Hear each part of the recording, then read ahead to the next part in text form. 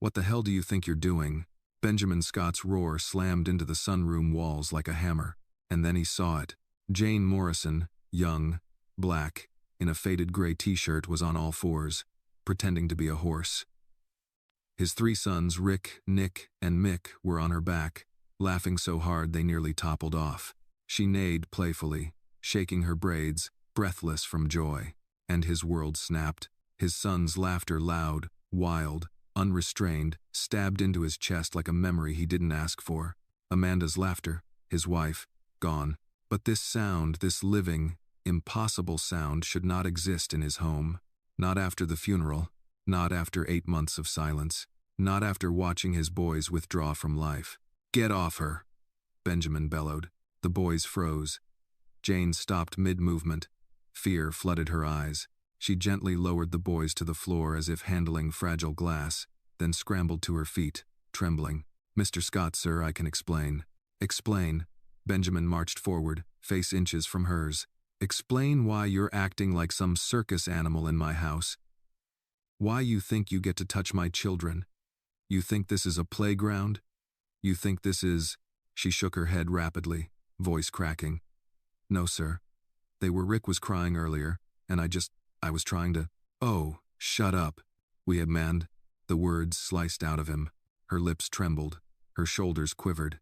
The boys huddled behind her. That made him angrier. "How dare you parade around like this?" Benjamin growled. "You're the help. You mop floors. You follow instructions. You do not play games. You do not take liberties. And you damn sure don't overstep." "Sir, please," Jane whispered. Her hands shook. He grabbed her collar. The boys gasped.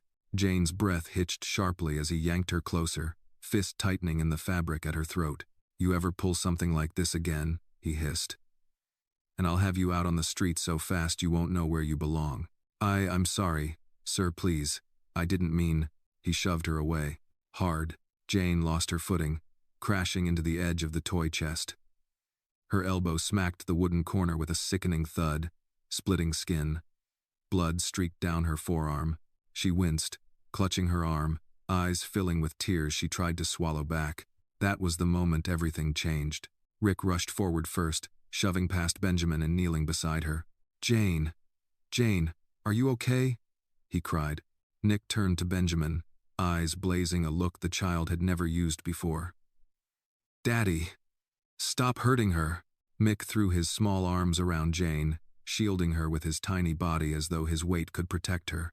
And Benjamin, the man who commanded boardrooms, the man who never hesitated, the man who had survived the worst day of his life, he went completely still. His sons had never looked at him like this. Not with fear, not with anger. Never. He opened his mouth to speak, but nothing came out. Jane kept whispering, voice shaking. "It's okay. It's okay. Sweethearts, I'm okay. I promise." No woman he had ever hired had spoken that way. Not with tenderness. Not with love. Benjamin stepped back, hands trembling. What had he just done? He muttered something he didn't even know what, and stormed out before the shame could swallow him on the spot. He needed air, space, anything. He walked straight to his office and slammed the door. His hands shook as he reached for the security panel. He knew the sunroom had a camera installed after the boys stopped talking, mostly so he could monitor their condition. In truth, it had become a habit of watching them from a distance, too afraid to face them directly. He pulled up the footage. There was Jane entering the room with a box of building blocks. There were the boys silent, withdrawn. There was Mick starting to cry, shoulders shaking with quiet sorrow. There was Jane kneeling beside him, touching his hair gently, asking permission before doing anything. There were the boys pulling away at first, then slowly leaning toward her, as though warmth radiated from her presence. Then he saw it. Jane getting onto all fours, hesitant at first. The boys inching closer. Mick placing a hand on her back. Jane laughing softly to coax them. Rick's face lighting up. Nick trying not to smile but failing. And then, laughter. Real, unrestrained laughter. The sound he thought he would never hear again. Not since Amanda. Benjamin's chest tightened painfully. Jane hadn't crossed boundaries. She hadn't overstepped. She hadn't disrespected his house. She had saved his sons. He watched the footage 3 times, then a 4th, then a fifth. Each replay carved guilt deeper into his ribs. He had screamed at her, grabbed her, shoved her, made her bleed, and she had still shielded his children from the impact of his rage. Benjamin covered his face with both hands. He had become the very thing he despised, a man who hurt the innocent because he didn't know how to survive his own grief. Hours passed in silence. At some point, he wiped his face, straightened his shirt, and inhaled shakily. Tomorrow, he would talk to her. Apologize. Something. Anything. But one truth had already sunk into his bones. Jane Morrison was not the problem. She was the only reason his sons had laughed in 8 months. She was the only warmth in a house drowning in cold. Benjamin leaned back in his chair, eyes burning, the glow of the paused video still lighting the screen. For the first time since Amanda's death, he felt the faintest movement inside the hollow cavity of his chest. Not peace, not forgiveness, not yet, but something smaller. A seed, a tremor, a beginning, hope. If this moment moved you, hit like and tell us where you're watching from. You might not be the only one in your city watching right now. The silence in the house returned the next morning. But this time it wasn't the comforting kind. It was thick, anxious, expectant. It clung to the walls like moisture, seeping into every room. Benjamin Scott stood in the doorway of the kitchen, watching Jane move. She didn't know he was there. She moved slowly, favoring her right elbow, which had been bandaged with gauze and tape. She scrambled eggs with one hand, her other arm tucked close to her ribs.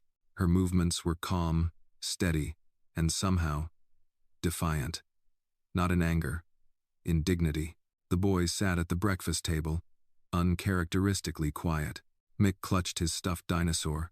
Rick stirred his cereal but didn't eat it, and Nick's face was tight with suspicion every time his eyes flicked toward the kitchen doorway, toward where Benjamin stood, frozen. He'd barely slept. He kept seeing her fall, seeing the blood, hearing Mick's voice.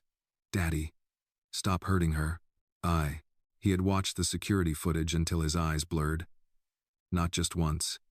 Again and again, until there was no doubt left in him. He hadn't walked in on something shameful yesterday. He'd walked in on a miracle, and he had destroyed it. "Good morning," Jane said suddenly, without turning.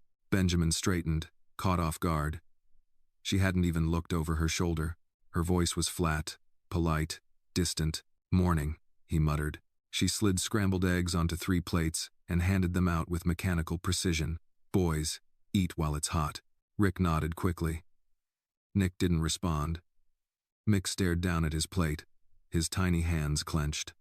Jane poured orange juice into plastic cups. She didn't touch her coffee. Her left arm shook slightly as she moved, but she didn't stop. She didn't wince. She didn't ask for help. Benjamin stepped forward, hesitant. "Jane, I'm fine," she said, still not looking at him. "The boys are fine. Breakfast is ready." He stood there like a man who had been thrown out of his own house, unsure whether to sit or speak or run. He began. "I was wrong." Jane froze. He took a breath. "About yesterday. I didn't understand. I didn't see what was really happening." Her back rose and fell once. Then again, finally, she turned to face him. The bruise along her arm was beginning to purple. Her eyes were tired, rimmed red from crying, but they met his without flinching. "You didn't want to see," she said quietly. He had no argument. Rick looked up. "Daddy, are you mad at Jane?" "No," Benjamin said quickly. "No, son, I'm not," Mick whispered. "She didn't mean to get hurt." Benjamin knelt down beside him. "I know, buddy. That was my fault." Jane blinked, clearly surprised by his words. Benjamin looked at all 3 of his sons. "Listen. What happened yesterday? I made a mistake. I didn't understand how important Jane is, and I'm sorry, to all of you." There was a pause. Then Nick, the quietest, spoke. "Are you going to fire her?" Benjamin's throat tightened. "Not unless she wants to leave." Nick nodded slowly, then returned to his cereal. Jane said nothing. Benjamin rose and pulled out a chair. He sat, awkwardly, at the end of the table like a stranger. He reached for a piece of toast he didn't want. His sons focused on their food, occasionally stealing glances at Jane. He noticed the way Mick leaned closer to her, how Rick kept glancing at her bandaged arm, his face clouded with worry. After breakfast, Jane gathered the plates. "I'll take care of the dishes," Benjamin said, standing. She looked at him like he'd grown horns. He gave a half smile. "It's the least I can do." She hesitated, then nodded and left the kitchen with the boys trailing behind her. Benjamin turned to the sink. He didn't know what he was doing. Scrubbing plates with hands that usually signed merger documents. The hot water stung. It felt deserved. Later that morning, Benjamin opened the drawer in his office and pulled out Jane's application. He'd never looked at it closely. His mother-in-law, Catherine, had sent it to him via email while he was flying to a tech conference in Berlin. "She's different," Catherine had said. "I trust her." He hadn't read the reference letters, hadn't noticed the final line in her handwriting at the bottom. "I understand grief. I won't run from it." He leaned back in his chair, eyes closed. Those words felt heavier now, more alive. Everyone else had run. His assistant had started filtering condolence messages after the second month. His closest friend, Marcus, had stopped calling when Benjamin no longer returned his texts. Amanda's sisters had visited for a week, then vanished into their own grief. Only Jane had stayed. He got up and walked down the hallway. He didn't knock. He simply opened the door to the playroom. Jane sat cross-legged on the carpet, her arms still stiff, as she helped Mick assemble a Lego tower. Rick was flipping through a picture book. Nick was lying on the rug, doodling. All three boys looked calm, present. Jane looked up when she saw him. There was no smile, no invitation. "Can I sit?" he asked. Jane gestured toward a spot on the floor. He lowered himself down carefully, still in his button-down and slacks, and picked up a Lego brick. Silence stretched, but it wasn't cold this time. "Why do they trust you?" he asked finally. Jane's eyes softened, just a little. "Because I don't pretend they're not hurting." Benjamin nodded.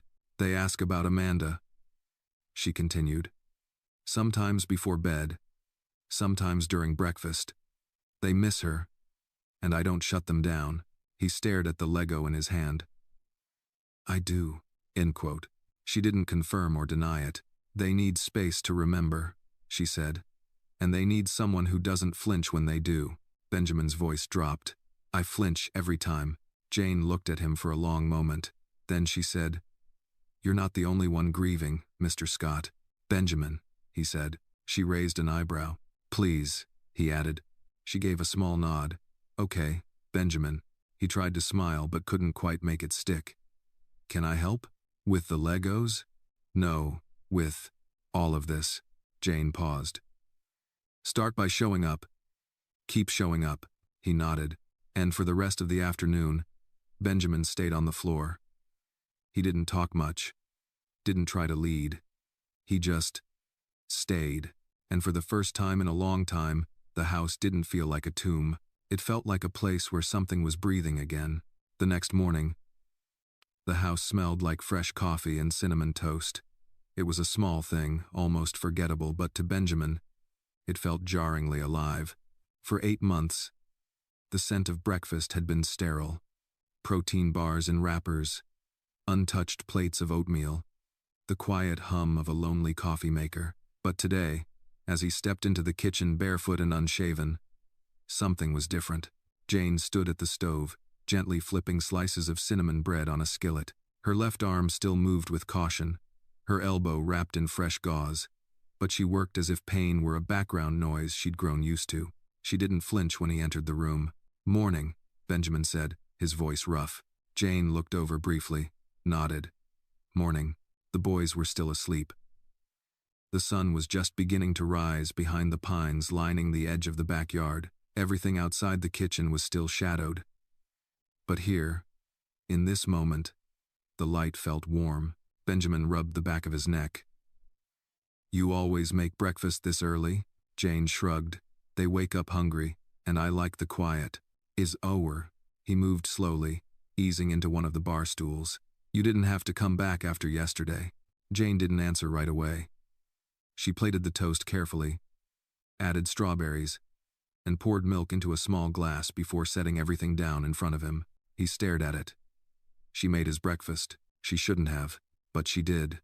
"I've left places before," she said softly. Families who smiled in public but rotted behind closed doors. People who wanted me invisible.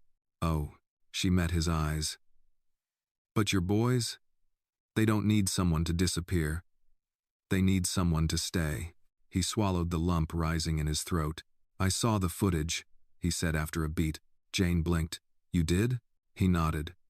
Every second. Her lips parted slightly, but she didn't speak. You weren't out of line, Benjamin added. You were. Incredible. Jane gave a half laugh, dry and tired. Tell that to the bruise on my arm. Guilt twisted inside him again. I'm sorry.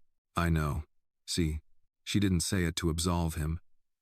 She said it like someone who had decided long ago that forgiveness wasn't always about words. I didn't even remember approving your hire, he admitted. My mother-in-law sent your application.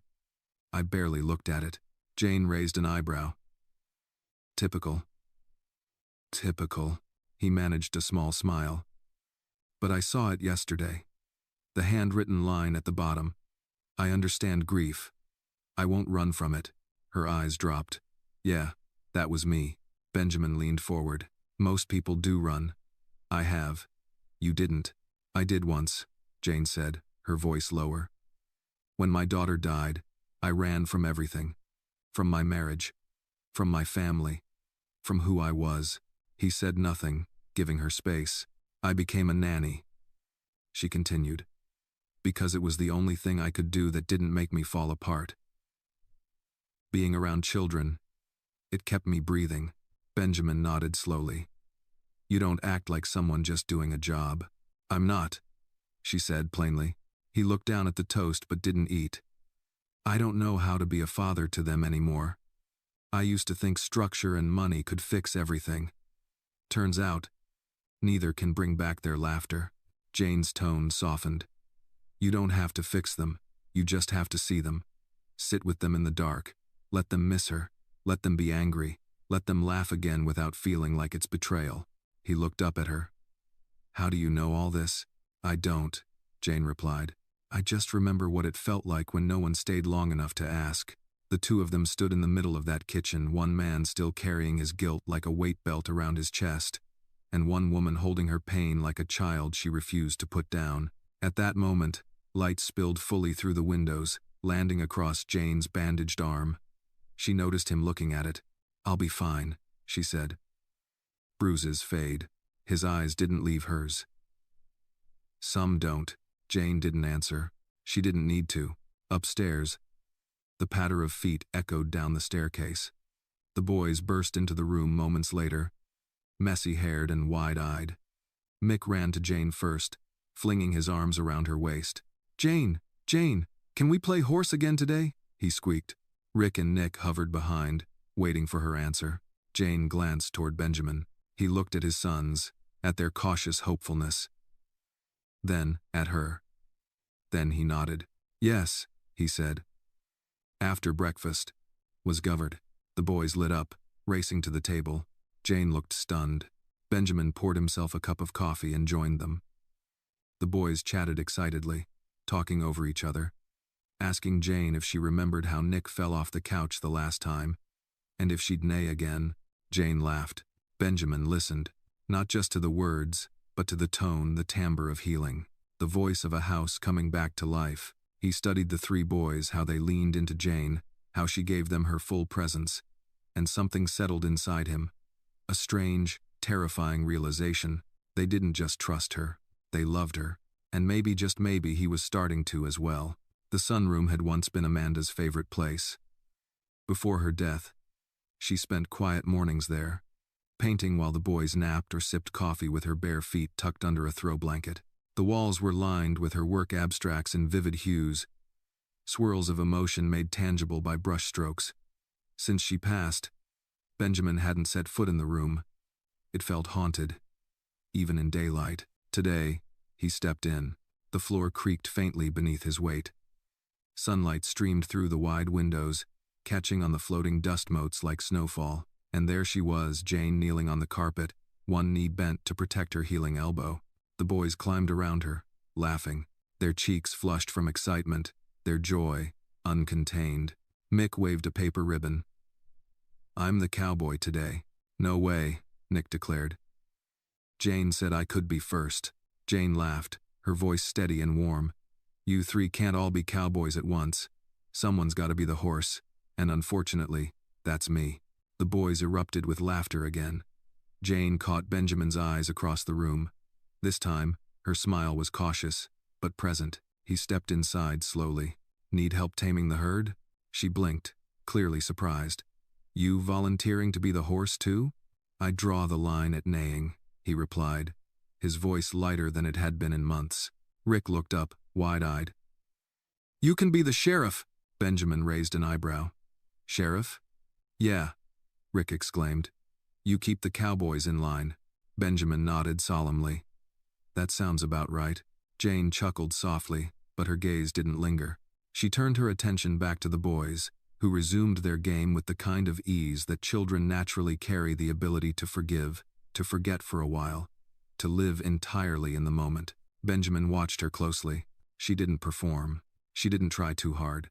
She just existed. Present. Grounded. Steady. After a while, Jane leaned back, stretching her legs, clearly tired. Mick collapsed beside her, cheeks flushed. Rick crawled into her lap without hesitation, laying his head against her chest. Benjamin's breath caught. That should have been him. For months, he'd kept a gulf between himself and his sons, thinking they needed time and space. But what they had needed, clearly, was her. You good? Jane asked Rick softly. He nodded into her shirt.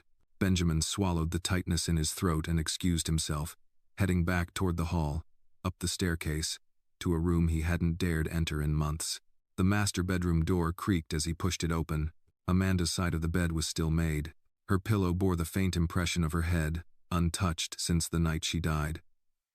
On the nightstand, her book remained open to the same page, her reading glasses tucked into the fold. The scent of her lavender lotion still lingered, faint and painful. Benjamin sat on the edge of the bed. The silence was different here, not heavy, but reverent. Like grief itself, lived in this room. He picked up the book and stared at the paragraph she'd last read. He didn't know why, but his chest cracked open reading it.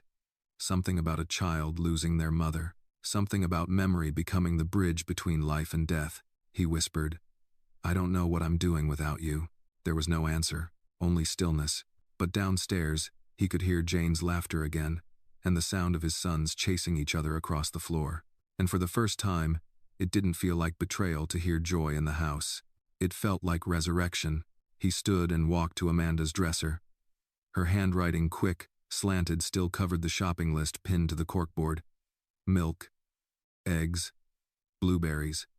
Don't forget Mick's medicine. He ran his fingers over the words.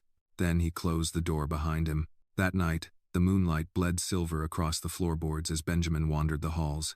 He couldn't sleep again, but this time, the restlessness had no anger in it. It was just motion, ghosts, asking for a witness. He passed the boys' room, heard soft breathing and the occasional sleep mumble from Mick. When he neared the library, a glow flickered from beneath the door. Jane. He hesitated, then knocked gently. Come in, she called, voice barely above a whisper. She sat on the couch, barefoot, legs tucked beneath her, a thick hardcover book open in her lap. She looked up without surprise, as if expecting him. Can't sleep? She asked. Not since Amanda, he admitted. Jane nodded, not out of pity, but understanding. What are you reading? She held up the book. The Bluest Eye, Toni Morrison again. He whistled. You don't do light reading, do you? Light thoughts don't do much for broken hearts, she said. Benjamin gave a dry laugh and settled across from her.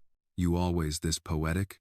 Only when the house is quiet, she said, closing the book gently. He looked at her for a long moment. They trust you. My sons. They laugh with you. Sleep near you. They never did that. Not even with Amanda. Not this naturally. Jane exhaled. They talk about her, you know. A lot. He looked up sharply. They do? Yeah. Rick said she smelled like gardenias. Mick said she used to sing off-key in the car. Nick said she let them eat dessert before dinner on Tuesdays. Benjamin smiled, then choked on it. The details were too perfect. Amanda, I forgot about Tuesdays, he whispered. Jane tilted her head. They didn't, he nodded, biting his lip to keep the grief from spilling over. Thank you, he said hoarsely. For what? For remembering her through them. Jane stood slowly. Good night, Benjamin. Astor. She left the room without another word, leaving him there with the ghosts and the hope that maybe, just maybe, he wasn't as alone as he'd believed. Sunday morning came quietly, wrapped in fog and early November chill. The trees in Greenwich had turned amber, rust, gold. Leaves carpeted the front lawn of the estate like a memory, one Benjamin didn't want to rake away. He stood at the window in his office, sipping black coffee, watching Jane and the boys in the yard below. They were bundled in fleece jackets and knit beanies, dragging rakes twice their size. Jane showed them how to pile the leaves, laughing when Mick flopped into the middle of the heap like it was snow. She wasn't wearing gloves. Her hands were red from the cold. But she didn't seem to care. Benjamin couldn't stop watching. He hadn't been able to stop for days. Jane had shifted something in the house, yes, but also in him. Her presence, once accidental, now felt necessary. She had become a constant in the rhythm of their lives. The sound of her laugh, the cadence of her footfalls, the way she called the boys baby without it sounding forced or patronizing. The boys had changed too. Their voices had returned, not always loud, but steady. They bickered again, told stories, asked questions. They clung to her like she was the gravity that held their small worlds together. And maybe she was. Benjamin set the coffee down and headed for the yard. As he stepped out into the cold, Jane looked up. Her cheeks were flushed from the wind. A single leaf clung to her braid. Morning, she called, as if he'd been out here all along. Morning, he replied, hands in pockets. Nick ran to him with a tiny rake. Wanna help us, Daddy? He blinked. Help rake? Rick joined. We're making a leaf dragon. A dragon, Benjamin repeated. Mick added, with a long tail. Jane smiled. Creative yard work, apparently. Benjamin rolled up his sleeves. Then let's make it breathe fire. They worked together for nearly an hour. Jane showed them how to stack the leaves higher, to use sticks for claws, pine cones for eyes. The boys laughed until they were breathless. When the wind blew, their dragon's tail scattered into the air, and they all howled in protest. Even Benjamin, even Jane. Later, inside, while Jane made grilled cheese sandwiches, Benjamin stood at the kitchen counter, watching her move. Her arm still bore the fading bruise, the one he'd caused. Every time he saw it, guilt sank a little deeper. Can I ask you something? He said quietly. She turned. Sure. That line on your application. About understanding grief. You meant it because of your daughter, didn't you? Jane nodded. Her name was Hope. Benjamin held her gaze. Do the boys know? No, she said. They're not ready for that kind of story. He nodded slowly. But you carry it. I see it. She smiled, soft and tired. We all carry something. Ever. That evening, the house was calm. The boys had gone to bed early, worn out from dragon hunting. Jane lingered in the kitchen, wiping down the counters even though they were already spotless. Benjamin leaned against the doorway. You don't have to do that, he said. She shrugged. Some habits are hard to break. He stepped forward, then paused. Jane, I don't want you to think I haven't noticed. Everything you've done, the way you've cared for them, for this place. Jane didn't speak. She just looked at him, waiting. I've been blind, he admitted. I thought grief was something you bury, compartmentalize, move on from. And now? She asked gently. Now I think maybe it's something you carry with help. Jane folded the towel. Hands still. Grief doesn't shrink. We grow around it. Benjamin let those words settle. He cleared his throat. The boys love you. She nodded once. I love them too. His voice caught. And me? Jane looked up sharply. He hadn't meant to say it aloud. Or maybe he had. The moment stretched between them, uncertain, charged. I'm sorry, he said quickly. I shouldn't have. Don't, she said softly. Don't apologize for feeling. He opened his mouth to explain, to clarify. But Jane shook her head. Benjamin, she said, voice firm. You lost your wife. Your children lost their mother. We are not healed. We're still in the middle of the storm. He nodded slowly. But you've been the calm in it. Do you? Jane swallowed hard. Her eyes shimmered. You've never asked about me. Not really. He frowned. What do you mean? I mean, you saw me. As the help. Even after I stayed. Even after the boys changed. I didn't want to. He admitted. Because seeing me meant admitting you couldn't save them on your own, she whispered. He said nothing. Because she was right. Jane stepped back. I'm not asking to be seen now out of pity or obligation. If you're going to look at me, really look at me, it can't be as a replacement or a redemption. I don't want you to replace Amanda, he said, voice low. No one could. Then what do you want? She asked. He took a breath. I want to keep breathing in a house that forgot how. And I want you to stay. Jane nodded slowly. I'm not ready, she said. I'm not either. They stood like that, two people battered by different storms, neither offering promises, only presence. Jane turned to leave. Before stepping out, she said, let's just start with breakfast tomorrow. One morning at a time. And Benjamin, for the first time in a long while, felt that was enough. Tuesday came with overcast skies and the first true bite of winter in the air. Benjamin woke earlier than usual. Not because of an alarm, but because of a memory. Tuesdays, Amanda's day. She used to call it cheat day with the boys when cereal didn't need to be sugar-free and bedtime stories could be replaced with a movie under a blanket fort. A quiet tradition built with gentleness and rebellion against the strict routines they'd tried to maintain. That tradition had died with her.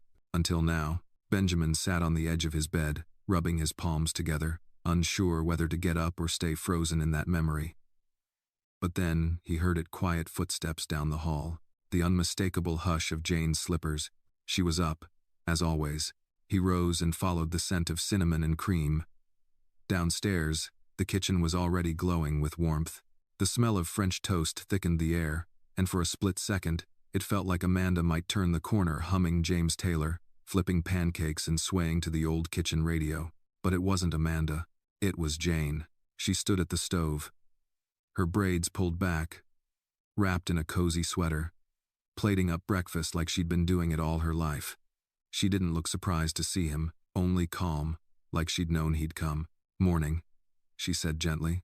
Morning, he replied, quieter. She poured him coffee, black, no cream, just the way he liked it. Did Amanda really let them eat dessert before dinner? Jane asked with a soft smile. Benjamin laughed under his breath. Every Tuesday. I used to get annoyed about it.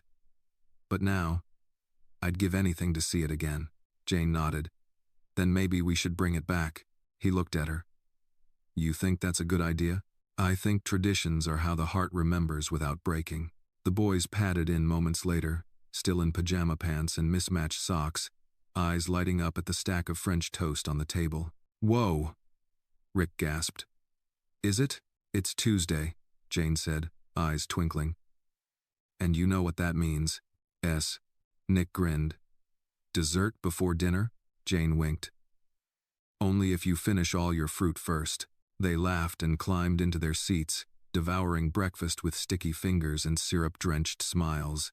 Benjamin sat at the table, just watching, and then something happened. Rick looked up and said, Daddy, remember when Mom used to let us pick the movie? Benjamin froze for half a second. Yes, he said. I remember, Mick chimed in. Can we do that again tonight? Like, have a movie night? Jane looked at Benjamin for approval. He paused, then gave a quiet nod. Sure, he said. Pick something fun. The boys cheered. And just like that, something that had been buried deep under grief cracked open, letting in a little light. That afternoon, while the boys played in the backyard under Jane's watch, Benjamin sat at his desk, flipping through Amanda's old planner. She had color-coded everything, school projects, doctor appointments, even bake with the boys scrawled in purple ink. She had given so much of herself to making their lives joyful. He had given himself to surviving. Until now. Jane knocked gently at his office door. Got a second? She asked, poking her head in. Always, he said, waving her in. She stepped inside, holding a manila folder. I was going through the old house files, organizing stuff. Found this in the back of a drawer. Other. She handed it to him. Inside was a stack of Amanda's sketches, drawings of the boys when they were toddlers. Benjamin asleep on the couch, Jane realized. And even a few incomplete watercolors of the house. Half finished, as if waiting for her to return. He stared at them in silence. She was good, Jane said. Benjamin cleared his throat. She never let anyone see these. Well, maybe it's time they were seen. He nodded slowly, folding the folder shut like a sacred object. Thank you. Jane hesitated. There's something else. He looked up. I'm considering something, she said carefully. Something long-term. His pulse ticked faster. Leaving? No. She shook her head. Staying.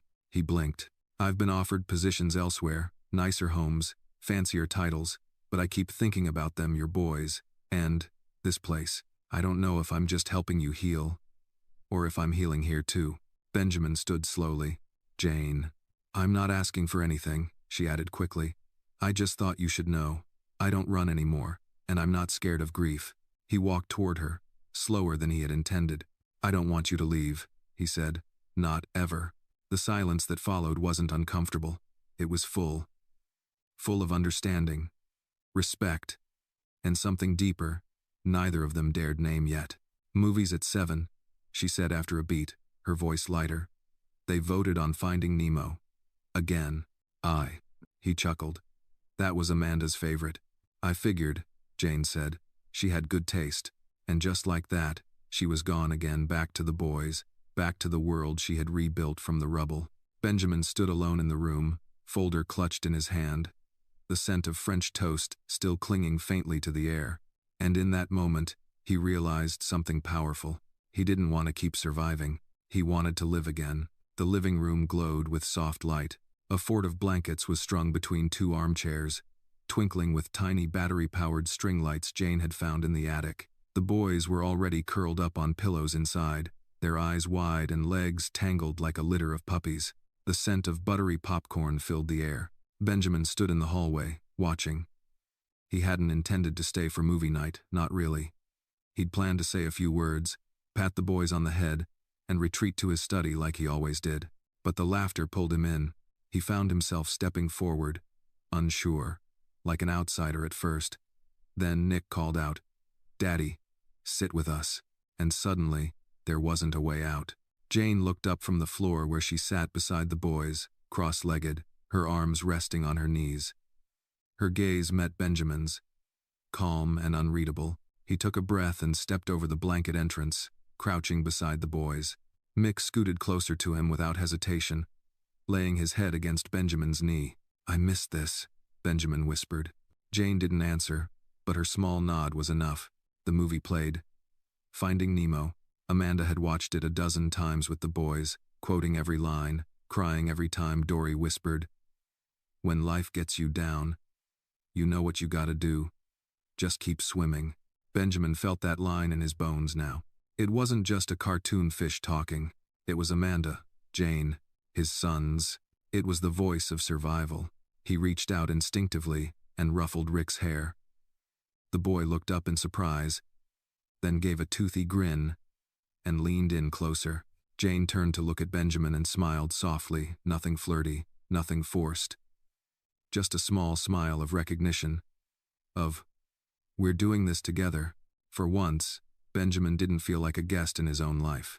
After the boys had drifted off to sleep in the fort, their heads nestled on soft cushions, Jane gently pulled the blanket over them. She lingered, tucking in Mick's stuffed dinosaur, brushing a strand of hair from Nick's forehead. Benjamin watched her from the sofa, his expression unreadable. "I don't think I've ever thanked you," he said softly. Jane stood and turned to him, arms folded loosely. "For what?" she asked. "For staying." She shrugged lightly. "Like I said, I don't run anymore." He rose slowly. "Most people would have walked away after what I did. What I said. The way I treated you." Jane didn't flinch. "You were drowning. I've seen it before." He paused. "And now? You're still in the water," she said honestly. "But at least your head's above the surface." He gave a quiet laugh. "That's progress." Jane stepped closer. arms still folded. You want to know what I saw the first time I met your boys? He nodded. I saw 3 kids desperate for permission to feel, to cry, to scream, to laugh again. Her voice dropped. And I saw a house where no one gave them that permission. Benjamin swallowed. You changed that. Jane continued. You let me in. You let them feel again. He looked at her for a long moment. It wasn't just me. No, she said. But it was you who stayed tonight. That matters. A silence fell, but it was not heavy. It was open. Soft. I was thinking, Benjamin said, finally. Maybe we should bring back the Sunday dinners Amanda used to host. Not big events, just food, conversation. The boys loved it. Jane tilted her head. Family dinners? He nodded. It doesn't have to be fancy, just real, something to anchor us. Jane gave a small, hopeful smile. That sounds like something they'd hold on to. He hesitated. Would you sit with us? She blinked, surprised. I mean, not just cook, not just serve. Sit, at the table. Like family. Jane exhaled. Are you sure? I want them to see you there, he said. They already look at you like you belong. She nodded, slowly. Then I'll be there. Benjamin stepped forward. For a moment, he almost reached for her hand but stopped himself. The timing wasn't right. Not yet. But he didn't need to touch her to feel the shift between them. It was already happening. That Sunday, the dining room came alive for the first time in almost a year. The table was set with Amanda's favorite blue china. Jane had made meatloaf with mashed potatoes, nothing fancy, but comforting in the way only home-cooked meals can be. Rick lit the candles. Mick spilled the salt and insisted it was good luck. Nick asked Jane to sit next to him, and she did with quiet grace and without a second thought. Benjamin sat at the head of the table and looked around. He saw his sons laughing, eating, teasing each other. He saw Jane confident, warm, at ease in a space that had once been silent. And for the first time since Amanda's death, he didn't feel like the sole keeper of a fractured home. He felt part of a family again, not a perfect one, but a real one. It was Thursday when the past came knocking. Benjamin was in his home office sorting through overdue contracts when Charles Granger's name lit up his phone, an old college friend turned venture partner. Charles had been absent since Amanda's funeral. Benjamin had never blamed him. Most people didn't know how to sit in silence, let alone grief. He picked up on the second ring. Ben, Charles said warmly. You alive in there, man? Thought you dropped off the grid. Benjamin leaned back in his chair. Kind of did. Well, I'm in town. Few meetings. Some nonsense. But I've got a night free. I was thinking steaks. Bourbon. Adult conversation. Again. End quote. Benjamin glanced at the clock. Tonight? Unless you've got a date. Benjamin smirked. No date. Charles chuckled. Of course not. You always were loyal to a fault. There was a pause on the line. An awkward one. I didn't mean Amanda, Charles added. I meant your grief. But, yeah. I'd love to catch up. Benjamin hesitated, eyes drifting to the hallway where the boys were laughing with Jane laughter that hadn't echoed through this house in months. Sure, he said finally.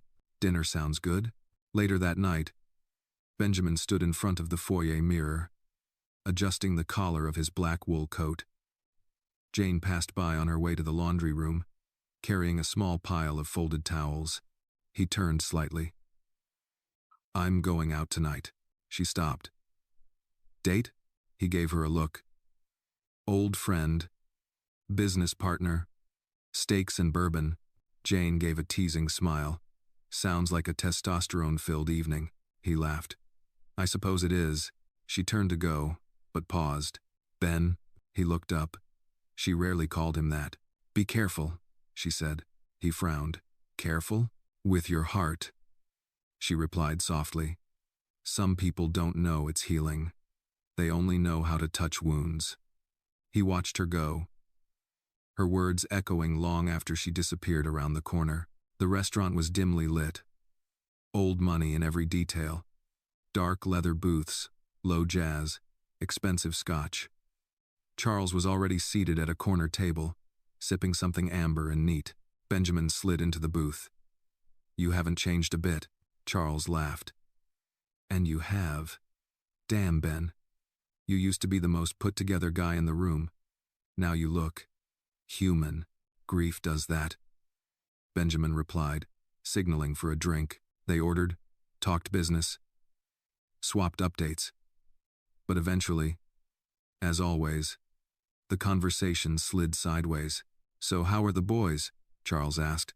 Better, Benjamin said truthfully. There. Laughing again. That's good. Charles nodded.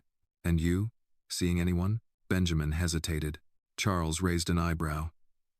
Ah. There it is. There's someone, Benjamin admitted. But it's not what you think. Oh, it never is, Charles said, grinning. Who is she? She's the boy's nanny. Jane. Charles blinked. You're kidding. Benjamin's jaw tightened. Why would I be? I just didn't picture you with someone like that. Someone like what, Charles? Benjamin asked, his voice low now. Charles chuckled. But there was discomfort behind it. I just meant, you know, a domestic hire. A bit messy, isn't it? Benjamin stared at him. She saved my sons. She brought this house back to life. I'm sure she's lovely, Charles said quickly. But come on, Ben. People talk. Especially your circle. A billionaire and the black nanny? That's tabloid fuel. Benjamin's eyes darkened. Charles leaned in. I'm your friend, remember? I'm just saying be careful. Not everything needs to be emotional. Sometimes it's just gratitude, confusion, attachment. Benjamin stood up. Where are you going? Charles asked, surprised. I came for steak, Benjamin said coldly. Not a lecture on class and race from someone who's never lost anything but a golf game. He left without another word. It was nearly midnight when he returned home. The house was still, lights low, only the soft hum of the dishwasher in the distance. But Jane was in the kitchen, sitting at the table, a book in her hand, unread. She looked up when he walked in. Everything okay? She asked. Benjamin stared at her. This woman who had seen his worst and never flinched. People will talk, he said finally. About you and me. About what this looks like. Jane closed the book softly. They already do. And? I don't care, she said. Do you? He stepped closer, pulling out a chair across from her. I did, he admitted. Until tonight. She looked at him carefully. What changed? Someone I used to respect showed me who he really was.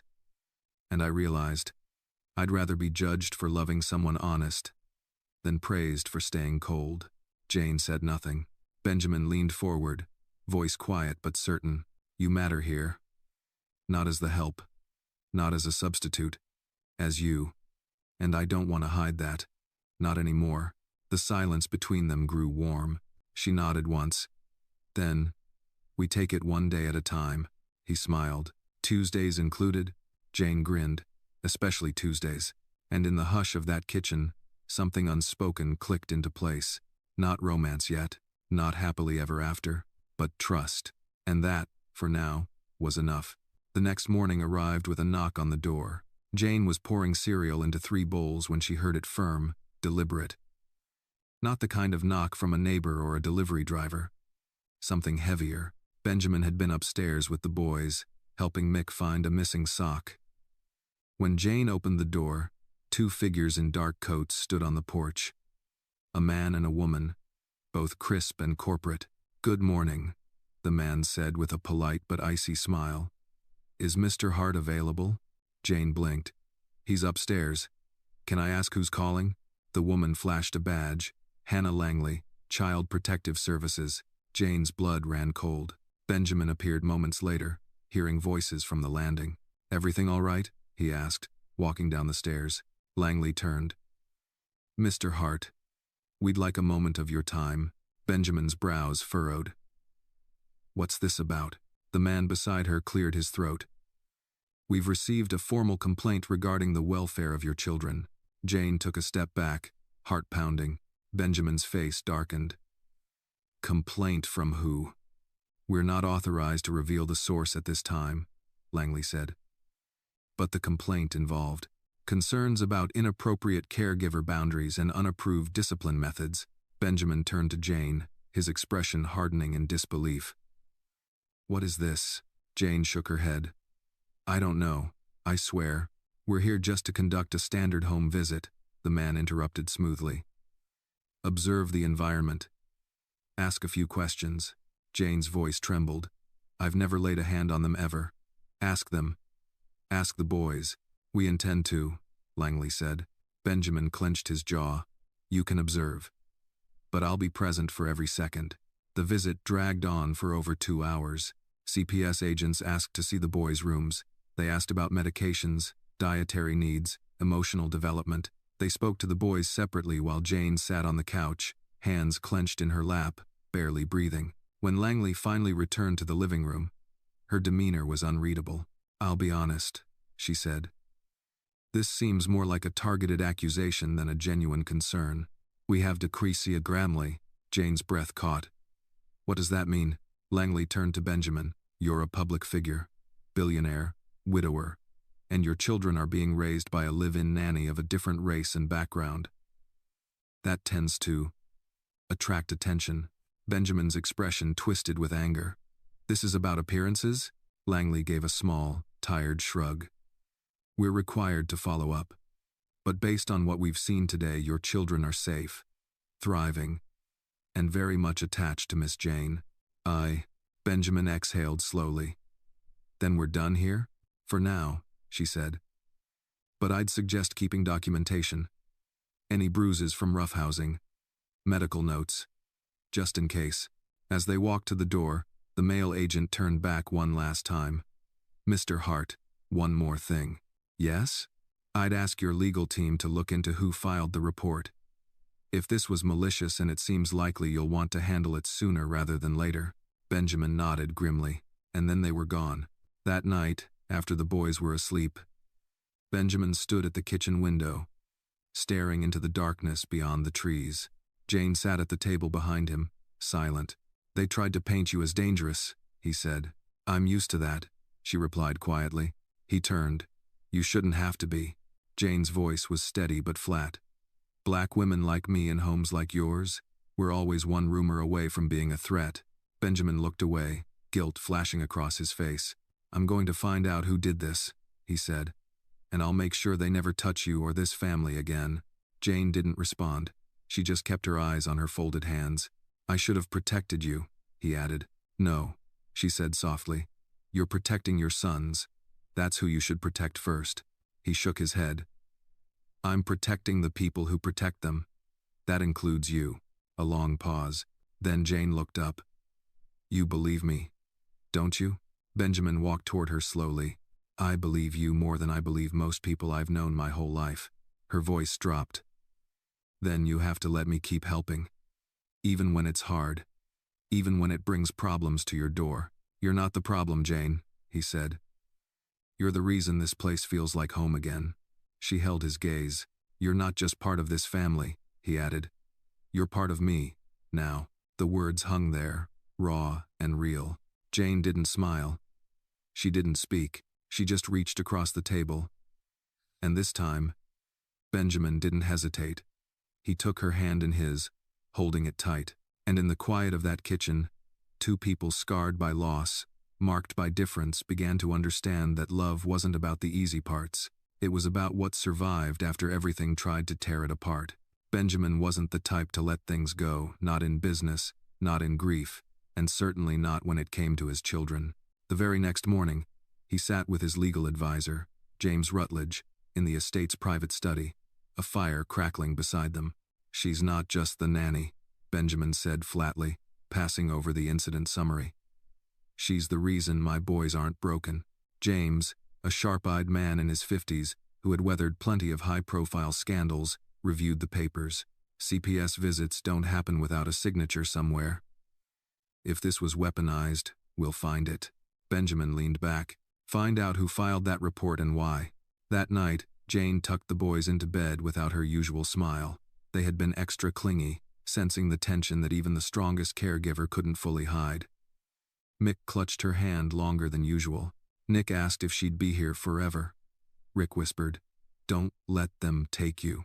I'm not going anywhere, Jane whispered back, brushing the hair from his forehead.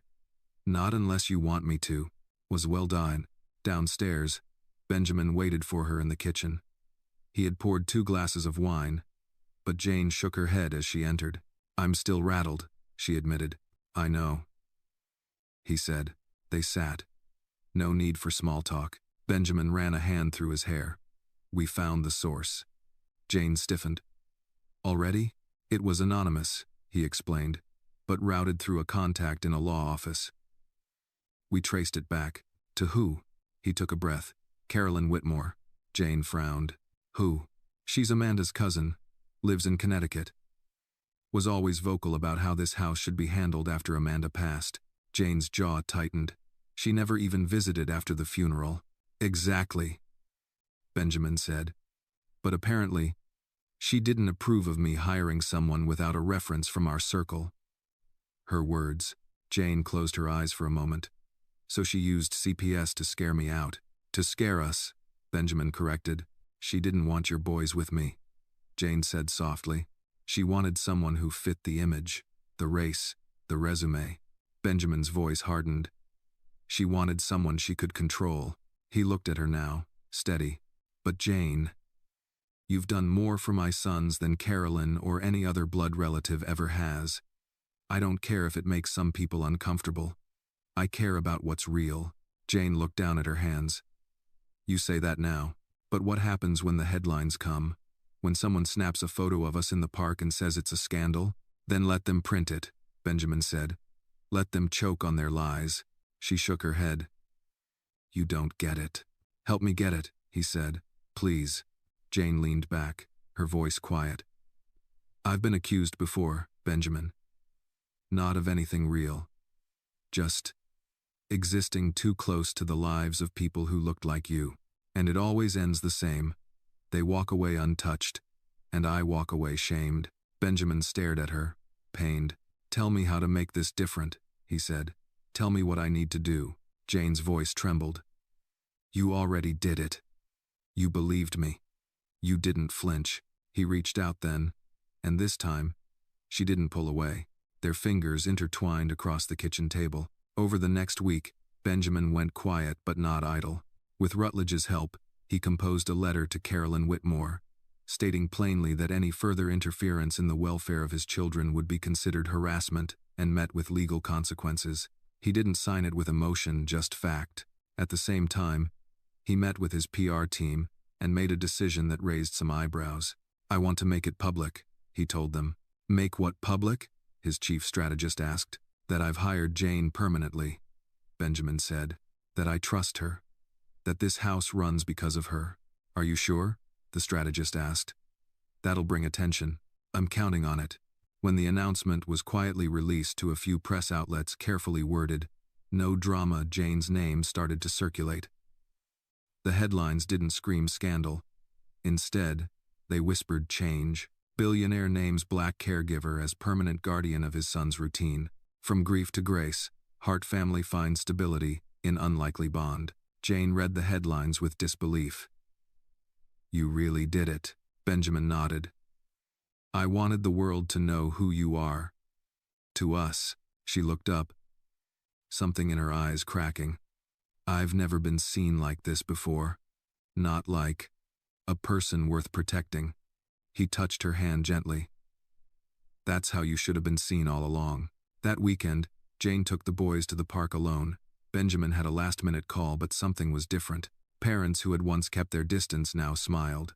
A few approached her, asked questions, complimented how polite the boys were, thanked her for how she helped them when Nick scraped his knee last month. One woman even asked if Jane might consider consulting for their nanny agency. You clearly have a gift, she said. Jane stood there, stunned.